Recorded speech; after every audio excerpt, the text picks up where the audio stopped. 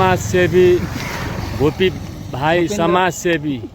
अब यो गाईलाई छोपेर गाईको घाँटीमा बेल्ट बान्नमा एकदम माहिर छ। 10 वटा गाईको अहिले बानिसक्यो हाम्रो भुपी भाइले। खड्काजी 2 शब्द राख्नु।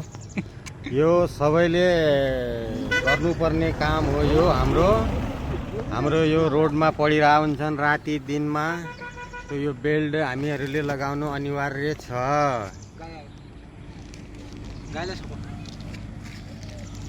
भन ऊ गाई हाम्रो यहाँ आउँदैछन् 2टा गाई। हामी यिनलाई लगाउने प्रयास गरिरहेछौँ। नेताजी समाऊ। अहिले यहाँबाट फेरि हामी उता खोडमा जाने हौँ। 1 नम्बर हाम्रो महाकाली छेउमा खोड छ।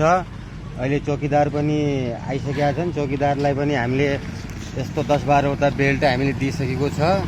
अरू हामी पनि अहिले त्यहाँ खोडमा गएर जति पनि सकिन्छ हामीले यो बेल्ट लगाउने हो। दुर्घटना क्षतिबाट बच्ने हो। उनलाई पनि नोक्सान नहोस्। आउने जाने पब्लिक सबै दिदीभाइहरूलाई पनि नोक्सान नहोस्। नमस्कार, धन्यवाद।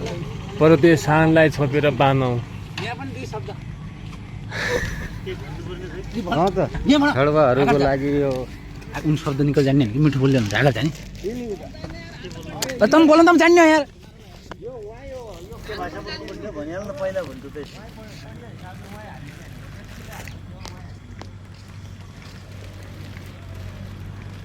बेल्ट बाध्य कार्यक्रम। धन्यवाद।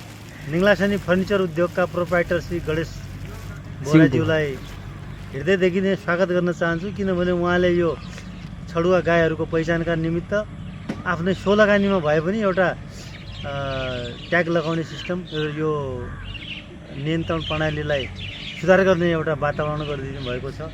धन्यवाद छ। यसले गर्दाखेरि हाम्रा यस क्षेत्रका जनप्रतिनिधिहरूको पनि केही न केही मनमा बस्नेछ भन्ने मलाई आशा लागेको छ। ठिक छ भनेको कुरा करेक्ट छ। दादा दाइको लाई भन। आउँदा यहाँ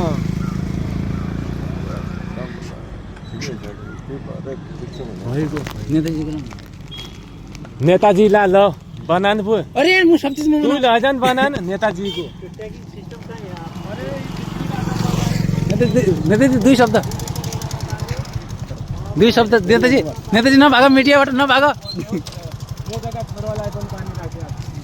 2 शब्द भन्छ नि।